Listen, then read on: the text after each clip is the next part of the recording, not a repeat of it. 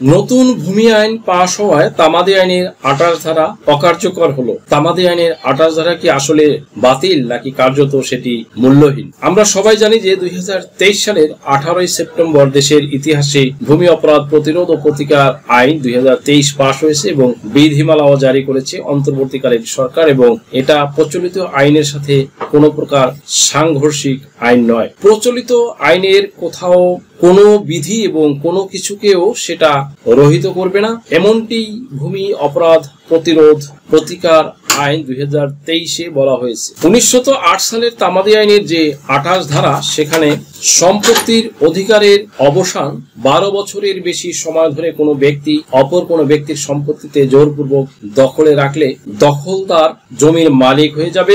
এমত অবস্থায় উক্ত দখলদারের বিরুদ্ধে জমির প্রকৃত মালিক দখল পুনরুদ্ধারের জন্য আদালতে দখল উচ্ছেদের জন্য মামলা দায়ের না করলে ওই সম্পত্তির উপরে জবরদখলকারীর সত্ত্ব অর্জিত হবে না, এমনটি ১৯০৮ সালের তামাদি আইনের ২৮ ধারায় বর্ণনা করা হয়েছে। সুপ্রিয় দর্শক মন্ডলী, আমাদের এই দেশটি সৃষ্টির শুরু থেকে আসলেই সোনার বাংলা এবং সম্পদের ভান্ডারে ভরপুর ছিল। যদি তাই না হতো তাহলে পর্তুগিজ, ফরাসি ও ব্রিটিশরা এদেশে বাণিজ্য করতে আসতো না। একসময় ব্রিটিশরা এই দেশের মোড়লগিরি করেছিল এবং বিভিন্ন শাসন শোষণ ও সুবিধা ভোগ করার জন্য বিভিন্ন সময় সুবিধা মতো নিয়ম কানুন তৈরি করত। তেমনি তামাদি আইন নামে একটি আইন প্রণয়ন করেছিলেন তারা। এই তামাদি আইনের ২৮ ধারার বদৌলতে অনেকে লাভবান হতো, আবার অনেকেই কিন্তু ক্ষতিগ্রস্ত হতো বা এখনো হয়ে যাচ্ছে।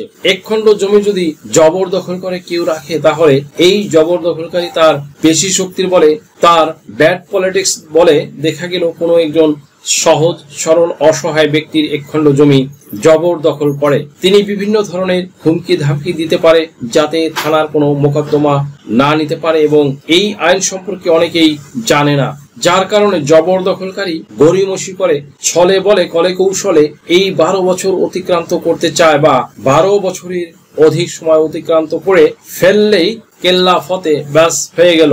আবার অনেক সময় দেখা যায় যে ১৯৭১ সালের পরে অনেক হিন্দু সম্পত্তি বা দুর্বল মানুষের সম্পত্তি জোর জবরদস্তি করে রেখেছে এবং জমির মালিকরা দূর দূরান্তে অবস্থান করছে। ১০ বছর, ২০ বছর, ৩০ বছর পরে এসে দেখে তাদের সম্পত্তি অন্যে ভোগ দখল করে আছে। এখন সেই সম্পত্তি তারা ফিরে পাচ্ছে না। তাদের কাছে চাইতে গেলে অনেকে আশেপাশে যারা জানতো তারা বলে যে এটা তো তামাদি হয়ে গেছে এবং তারা অনেক দিন থেকেই তো এখানে আছে, তারা সাক্ষী দেয় এই জমি ভোগ দখলকারী যারা আছে তারাই পাবে, তাদের পক্ষেই যাবে। এই সম্পত্তি তো এখন আর পাওয়া যাবে না। ১২ বছরের অধিকার যদি সম্পত্তি অন্যের হাতে থাকে তাহলে এই সম্পত্তি পাওয়া যাবে না। তামাদি আইনের ২৮ ধারায় তেমন কথাটি বলা হয়েছে যে যদি কোনো জবরদখলকারী বিনা মামলায়, অর্থাৎ যদি সেই সম্পত্তি দখল করার পরে যদি সেই সম্পত্তি সম্পর্কে জমির প্রকৃত মালিক ১২ বছরের ভিতরে যদি জমি ফিরে পাওয়ার জন্য কোনো মামলা মোকদ্দমা না করে দেয়, তাহলে তিনি আদালতে মোকদ্দমা করার ক্ষমতা হারাবেন এবং তার জমির মালিকানা থাকবে না। আর যদি যিনি জবরদখলকারী থাকেন তিনি ১২ বছর পরে তিনি যে বিরোধী দখল হয়ে যাবে, বিরোধী দখলের ফলে তিনি বিজ্ঞ আদালতে কিন্তু সেই জমির মালিকানা চেয়ে আবেদন করতে পারেন, মোকদ্দমা দিতে পারেন, আবার এই জমির উপরে তার দখল সত্ত্বে মালিকানা জন্মাবে।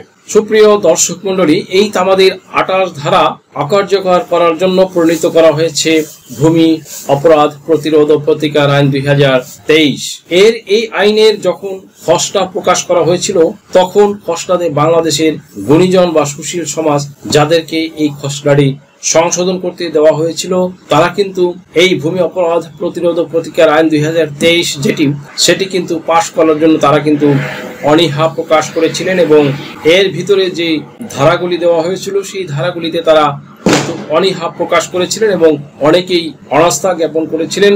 তামাদি আইনের ২৮ ধারা যাতে করে বাতিল করা না হয়, তৎকালীন সময়ে যে ভূমিমন্ত্রী ছিলেন সাইফুজ্জামান চৌধুরী, তিনি কিন্তু এই বিষয়টি নিয়ে তিনি তড়িঘড়ি করে এই তামাদি আইনের ২৮ ধারাটি বাতিল না করে তিনি কি করেছেন, সরাসরি ভূমি অপরাধ প্রতিরোধ ও প্রতিকার আইন ২০২৩ আইন সেটি কিন্তু পাশ করার জন্য তার কিন্তু অনীহা প্রকাশ করেছিলেন এবং এর ভিতরে যে ধারাগুলো দেওয়া হয়েছে সেই ধারাগুলিতে তারা কিন্তু অনীহা প্রকাশ করেছিলেন এবং অনেকেই ভেটো দিয়েছিলেন তামাদি আইনের 28 ধারা যাতে করে বাতিল করা না হয়। তৎকালীন সময়ের যে ভূমিমন্ত্রী ছিলেন সাইফুজ্জামান চৌধুরী, তিনি কিন্তু এই বিষয়টি নিয়ে তিনি তড়িঘড়ি করে এই তামাদি আইনের 28 ধারাটি বাতিল না করে তিনি কি করেছেন, তিনি সরাসরি ভূমি অপরাধ প্রতিরোধ ও প্রতিকার আইন 2023 এটি কিন্তু পাশ করেছেন। এই ভূমি অপরাধ প্রতিরোধ ও প্রতিকার আইন 2023 পাশ করার ফলে এখানে স্পষ্ট করে প্রথম পাতায় কিন্তু লেখা আছে যে এই আইনটি প্রচলিত আইনের কোনো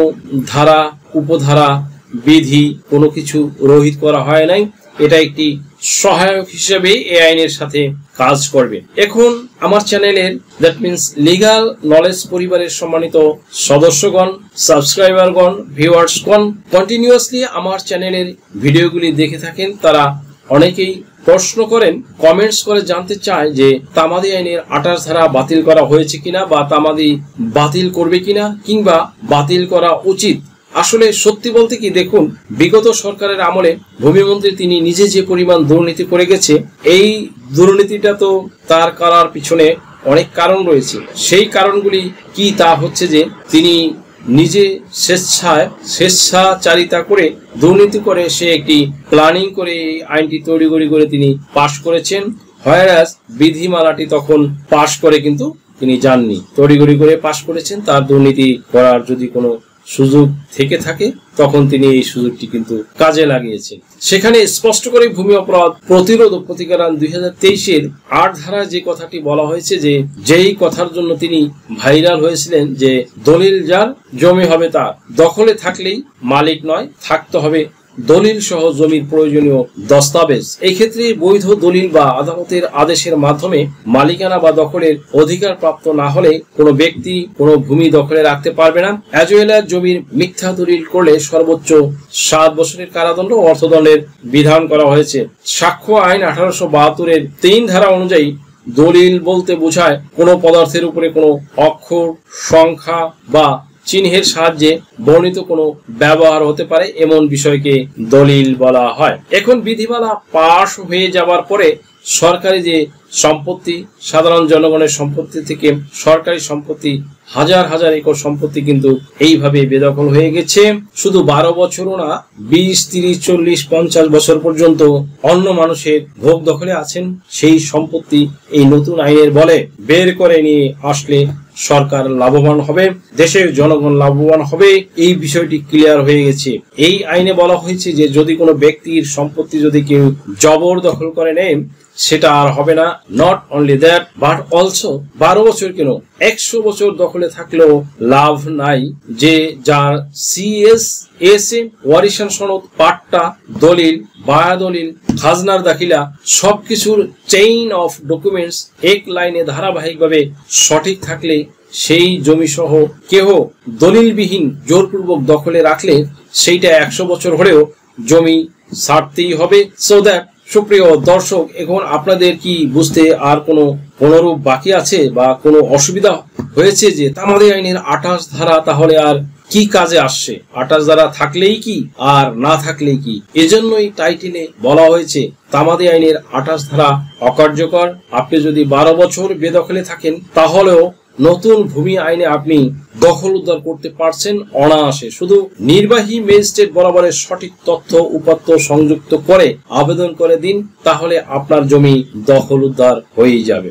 সুপ্রিয় দর্শক মন্ডলী, ভিডিওটি থেকে আশা করি সামান্যতম হলেও উপকৃত হয়েছেন। যদি ভিডিওটি আপনাদের সামান্যতম উপকার আসে তাহলে রিকোয়েস্ট করব চ্যানেলটি লাইক, শেয়ার, কমেন্টস এবং সাবস্ক্রাইব করে পাশে থাকা বেল আইকনটি প্রেস করে দিন যাতে পরবর্তী ভিডিওর নোটিফিকেশনটি খুব সহজেই পেয়ে যান। সো আজকের মতো এখানে শেষ করছি।